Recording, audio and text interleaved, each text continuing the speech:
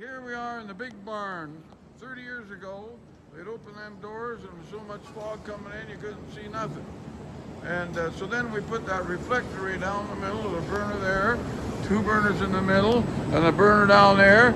Even heat, the same 1 to 2 degree anywhere in the ceiling, floor, wall, the way it works.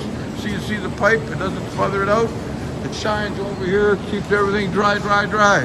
Anyway, and before, so you know, when it's cold, you open the door, you get fog. How long does that fog last? 2 minutes and it's all dry. So that's how to preserve a building, and you need to get rid of your humidity, or that valve over there doesn't work either. You got to get rid of humidity. So why have high-tech equipment to kill it with condensation and junk? And the nails and everything's preserved in this building. It's a barn preserver. Even over here, everything's dry.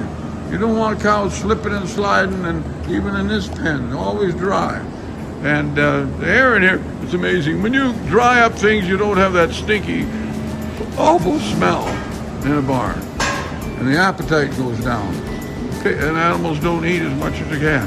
You want to be eating and drink and stay healthy. High production.